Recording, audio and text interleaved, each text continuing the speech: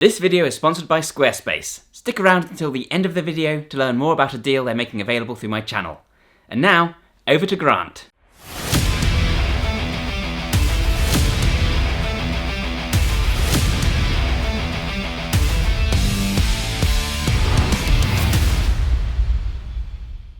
Alright guys, welcome to this video today. This one is going to be a guide to jumping rope as a martial artist. So how to get started in jump rope and how to incorporate it into your workouts.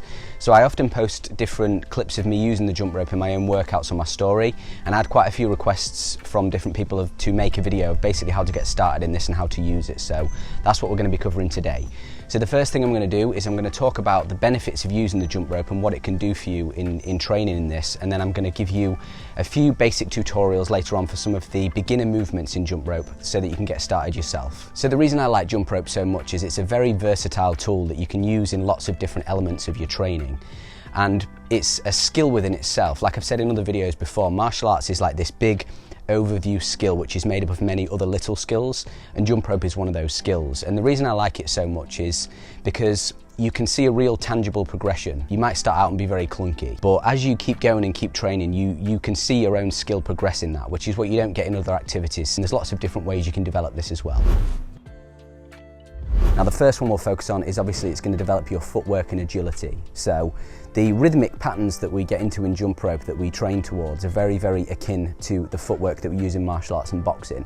And it also improves your coordination as well. So as I said before, this is a skill and you're going to have to practice, and when you start out you're going to be quite clunky, but as you develop, those skills that you develop in the jump rope then feed into the rest of your practice. And that's obviously a very crucial element in martial arts training. You know, when we're moving around, we need to move in and out of danger zones quickly, evade strikes and things like that. But also in developing our agility and footwork, it basically makes all of the other skills that we then practice on top of that don't initially seem related on the surface better, just because you've got a better command of your body. So the more of this type of stuff you can do, and this is the way I like to work out in all different activities I do, I try to pick things that are going to feed into the rest of my skills as well, so I'm not training different things in isolation. Another benefit of using the jump rope is improving your cardiovascular fitness. And because the jump rope's so versatile, like I said, you can use it in many different contexts. So at the moment I'm personally using it more to warm up before I do more skill specific stuff. But in the past I have used jump rope just as its own workout. You know, you can extend the rounds and change the intensity and build as you go. It's just got so many different benefits in that regard that it can be tailored and used for. So it's the perfect cardio fitness for martial arts just because it resembles martial arts so closely. We're always very light on our feet, very rhythmic, moving in and out and doing different complex movements that improve our coordination. Another massive benefit for combat athletes specifically is improving your strength and conditioning. So because when we're using the jump rope we're hopping up and down so much, it really develops the muscles of our legs in the right way as well. We're not just doing slow movements like calf raises. The jumping movements are very much like when we're moving in and out of danger zones, you know, hitting pads, sparring or something like that, and so it perfectly develops the body in this way. And as you know through many of my other videos, all of the strength and power that we feed into our strikes comes from the legs. So that's why this is so good for that. You will find that when you start out doing this, it's very tiring for you because the muscular endurance just isn't there. But obviously as you develop this, you're going to build that, then that's going to feed directly into your striking prowess from that point. On top of that coordination, it then builds in a sense of timing and rhythm because we have to coordinate our body to move, jump with the rope and use our hands at the same time. And obviously that's essential for, you know, timing strikes and things like that. And the reason this happens is because it develops efficiency in your movements. But this is exactly the same principle that I always cover in striking. You know, like when I say that the more efficient the technique is, the less wasted movement there is in that technique, so naturally it's going to be faster and hit with more power. Exactly the same in jump rope as well. So when you're a little bit clunky and starting out, you're going to be very inefficient. You know, you see people that can't time their hands and their legs together, but as they refine that movement and practice, that develops, and again that feeds directly into the striking afterwards. Now jump rope also develops your focus and like mental discipline, I would call it. So it's one of those activities where, because obviously you're having to coordinate your whole body, you have to focus and concentrate. And I really like those types of activities where it's almost like you have no choice but to focus. Those are the times when you become the most present when you're training, and that's when you can slip into that flow very easily. When you're thinking and you're in your head all the time, it's very difficult to get into a flow state. When you perform a physical activity that takes up a lot of your mental bandwidth, you could call it, it just makes it way easier to get into that flow because you're having to coordinate yourself. So when you're doing this, you'll find that as you start out, that it requires a really great degree of focus, and then as you progress, it becomes easier and easier. And if you are able to do that at the beginning of a session, when you're warming up, for instance, and then it's way easier to remain in that flow for the rest of your training that day. And lastly, kind of building on that element of the cardio fitness, this can be used for weight management as well. With jump rope, because it's a constant activity, I find it so much more interesting than just a steady state activity where you're just repeating the same movement all the time. So you can even add something like 15 to 20 minutes of jump rope onto the end of your regular workout, and it's kind of like getting those 10,000 steps in a day. I personally haven't got the patience to do something like that, so I prefer something that's quicker. And also, again, I get that added benefit of building the skill, and I enjoy the activity, and so it can be used for that as well. So now we're going to get into the tutorial section of this video, and I'm going to be using this jump rope, this just very basic jump rope. I do have a much better speed rope, but it is more difficult to use, and I think most people watching this will be using something like this. So I'm going to be teaching the tutorial sections using this rope. This was probably $5 or something like that, so you can easily pick one of these up at a local sports store and get started right away. Now, the first thing to address that I think many people overlook is the length of the rope. Now, when you get these, they're usually quite a lot longer, and then you have to adjust it. This one I used to be quite a lot longer, and I didn't understand until I watched some videos and learned more about the activity, that the rope should actually be quite shorter, and the professionals use quite a short rope because, again, coming back to that efficiency, it's a very short clearance on the head, and you can have your hands very close to your body. You don't have to be wide like this, which makes more of the advanced skills a lot easier. So a thing to look for with this is basically take both of your feet and stand together on the middle of the rope like this, and then put the handles together. Now, if you see here, this comes up to about here. I've seen videos before where people say it should come up to the chin, but that's way too long. And even this one now, I could probably get this a little bit shorter to make it more efficient. Now, what I'd recommend with this is shorten your rope in increments so you're not going way too far, because if you've already done this activity for a while, you'll be quite used to doing it a certain way. And once I adjusted this rope, I found it difficult because I kept going back to my old patterns. So I'd have the rope shorter, and I'd need to be tighter into the body to be more efficient, but over kind of doing the rounds of the jump rope, my hands would drift back out again, and I'd start catching the back of my head and my feet and things. So I would shorten it in increments and work up to getting it to where, like I said, I should probably have this one a bit shorter. I should probably have it about here. But then at that level, even though that's just about an inch or so, you have to be really, really efficient at this level because it's going to change your technique.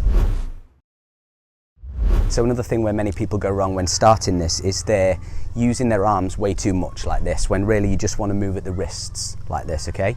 And that takes some skill to develop. You'll probably start to move more naturally like this and be jumping too high. So it should feel quite effortless when you're doing it. So start with the rope behind you like this, and watch how I just kind of move at the wrists very lightly like this. And you see how it doesn't look like I'm really doing all that much as I hop up and down, and the rope just kind of passes over very naturally. So it shouldn't feel forced. Many people jump way too high and they end up going like this. They're swinging, and can you see how it's kind of like really out of time, and it's much more difficult, but it should be quite rhythmic and effortless. You see, I'm just keeping the rope very controlled, and I can still speak and, you know, even like turn around like this as I'm doing it, because I have that control over it, okay? So work at getting it very effortless, and you do that by rotating at the wrists and just hopping very, very lightly off the floor. Efficiency. Now I'm going to teach you the most basic movements that you can do, and then all of the more advanced skills build on top of that. But the first thing that we're going to do is literally take it down to the absolute bare bones foundational level. And if you're really struggling, some people are so poor at jump rope that it's almost not beneficial for them to even use the rope at first, because they're all like this and stuff, right? So if that's you, I would literally just ditch the rope for a minute and just practice just hopping like this and moving your hands as if you've got the rope, and to see how it feels, okay? And get used to that movement. Can you see how every time my feet move, my hands basically move with them? Just like this, see, yeah? As I'm rotating there like this. So start just absolutely basic and remove the rope, and then get used to that coordinated movement and how that feels. Now the first step that we're going to learn is just a basic double-footed jump over the rope. So it's just what we did without the rope before. And I just want you to move very slowly. So start with the rope behind you again, just bringing it over like this and hopping over it. Try to keep your legs together and be nice and controlled. Can you see how I'm not going very quickly?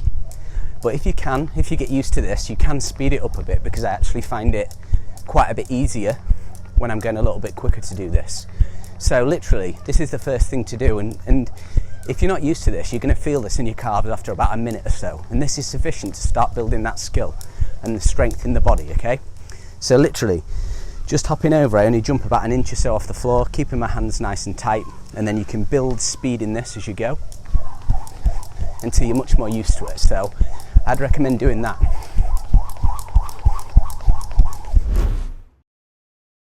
Now the next step that we're going to do is we're going to be running over the rope. So we're going to be using one leg and then the other as we go over. And some people find this easier because when you're using 2 feet, it's more effort and you haven't got any support in between. But when we do this, we've always got one leg down in between, so it provides that stability. So nice and simple again, very slow, very controlled, just like this. So I'm just running over, nice and controlled, and then building speed. So can you see how when I build the speed, my feet and my hands both coordinate together? So the feet slow down and the hands slow down.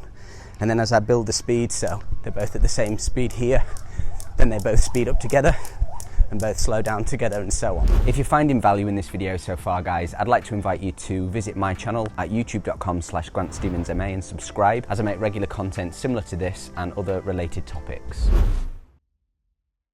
So what we're going to do now is we're going to combine those first 2 steps together. So we had the jumping off the first 2 feet like this, and then we had the running over, and we're going to do them in beats of 4. So you're going to go 1, 2, 3, 4, 1, 2, 3, 4, 1, 2, 3, 4, okay? And the way I'd recommend doing this as well is in rounds of like 1 minute with a 30-second break or something like that. So you can build in speed as you go.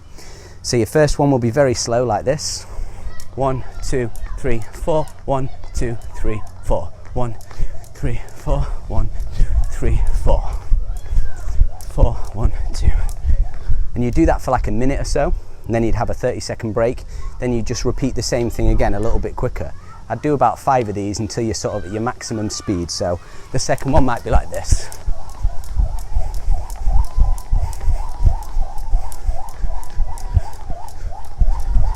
And then progressing in speed as you go. I'd recommend this as a really good foundation building drill. So before you try to do any super advanced skills or anything, just work on this for like a few weeks, and you can do it every day. I mean, how long is, say, 5 rounds of a minute with 30 seconds rest in between? Like, everyone can find the time to do that if you're dedicated to doing it. And even though I am quite competent at doing this, I'll still start out really slow because it warms you up correctly for the faster rounds after. So 2, 3, 4, 2, 3, 4.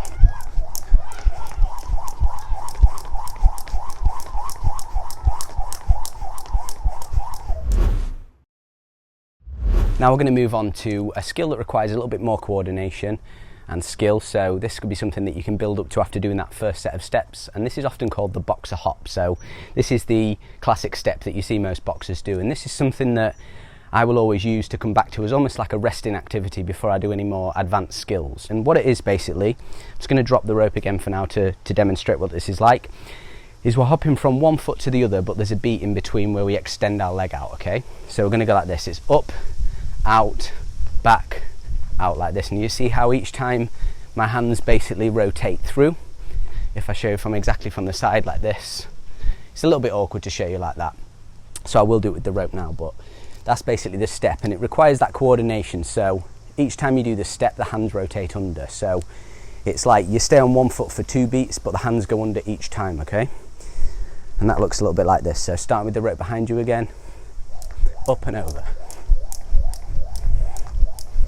See how I lift up, nice and relaxed, nice and fluid on each time, yeah? And you can speed that up.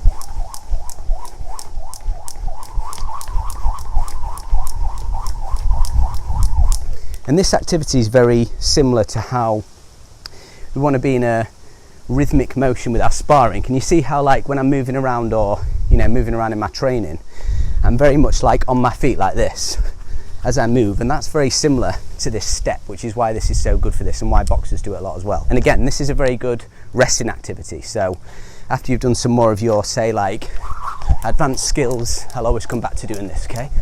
And then running in here, 1, and then back to this. This is always a good thing to rest in. So by training that, it builds basically like the underlying layer of all of the advanced skills that you can add on top of that. What we're going to cover now is just the side swings. I don't know what these are actually called, but I do them in my training, so I'm going to teach you them now, okay? All this is as I'm doing, say, the boxer hop that I did in the last one, I just swing to the side like this, okay? And when we do that, we still hop on the spot as if we're moving. I'm not just still like this, okay? Because then it takes more effort to get going again.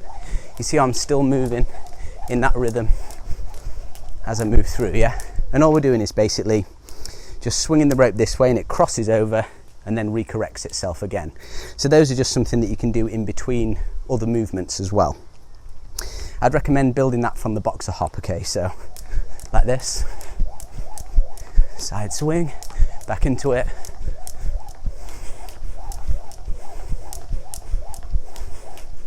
And just keeping that rhythm throughout. This is going to teach you to move correctly, okay? I'm going to talk about double unders now, which are still a further advanced skill, and this is where, just like the name suggests, the rope passes under you twice as you jump in midair. Now the main thing that people get wrong with this is, and Rocky actually does this, Rocky does it wrong, so I'm going to put that out there right now, is Rocky jumps up with his knees up like this, okay? And you don't want to do that. You want to keep your legs quite straight, or you almost want to come into this sort of slight dish position when you do it. The way these look is just like this, okay? I'm doing this boxer hop, and then in a moment I'm just going to extend both my legs straight and double under underneath, okay? See how I went under like that? I don't go like this. That's how Rocky does it, right? You want to keep your legs nice and straight under, and I caught my foot on the bottom of that one, see? So the reason we lift our legs up is to give a little bit more clearance, but it also creates that nice dish position that we use in all of our striking movements as well. And I would use these just every now and then, or you can do multiple double unders, okay? They do become quite tiring though, so if you're doing multiple, just like that, right? And you can build that in. I like to do them as almost like a burnout at the end of my rounds. So that's double unders. Right, so the last one we're going to cover today is just the crossover, and this one builds upon the running over the rope, okay? So when we do crossovers, we lift one leg like this, and then we fold our hands like this, bring the rope behind us, and then re-straighten it again back to its normal position. And these are quite difficult, so again, I wouldn't attempt these until you're very, very proficient with the other skills. You need to keep yourself quite narrow on this, so that goes back to that basic technique again. You don't want to be super wide like this. Try to be quite narrow, and again, that comes to the length of the rope. But when you do this, you need to be quite almost not forceful, but you need to give it enough effort to get it behind you in this cross position. And you might not be crossing enough either, so make sure you get your hands to where you see how in this position the rope can fully clear my body, whereas if I'm here, it's going to hit my body. So you need to make sure that you're doing that. Again, you can do this without the rope first to get used to the feeling of it. Now the way these look is like this. So if I'm running over and I cross out like this, you see I go enough on each one.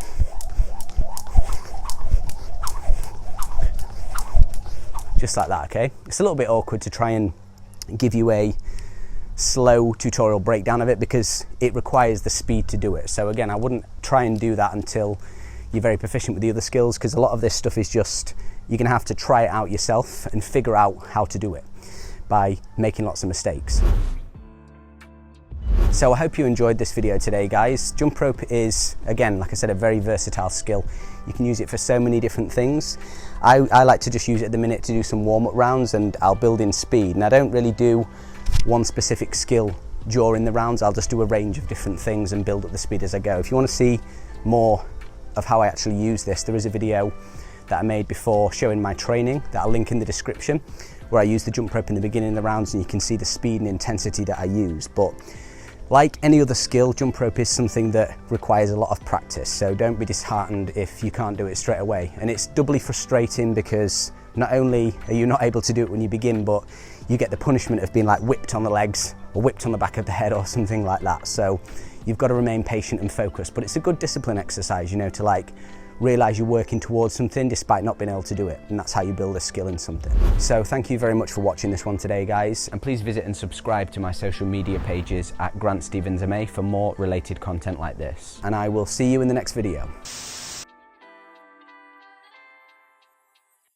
And now a bit about today's sponsor, Squarespace. So Squarespace is a website building platform that makes it extremely easy and intuitive to build whatever kind of website you have in mind. For me, it was building the Bioneer website and the Biomatrix prior to that led to the creation of the Bioneer YouTube channel and changed my life completely, allowing me to turn my passion into a career. Squarespace is the best way to build a website for beginners all the way through to professionals. That's because it makes it extremely easy with tools like its Fluid Engine that lets you just drag and drop elements straight into your design, but at the same time it has all of the advanced features you could possibly want to grow your business to any scale. You have members areas so you can build your own community and use that to monetize your site further. E-commerce, of course, for selling products, appointment booking, you can even sell merch. You can host videos and monetize those as well. And thanks to the ability to add third-party plugins, you can expand this even further. For example, expand the e-commerce suite by adding things like global shipping and tracking inventory. This is why it's able to power the websites of some of the biggest brands on the web, but because it's so easy and intuitive to get started with and you need zero coding, you can just start it in your room and you'd never know what it might lead to. So yeah, I highly recommend building a website. I highly recommend checking out Squarespace. And if you want to learn more, you can go to squarespace.com, and when you're ready to launch, head to squarespace.com/Bioneer to get 10% off of your first domain or website. Thanks again to Squarespace for sponsoring this video, thanks to Grant for making it, and thanks to you guys for watching. Bye for now.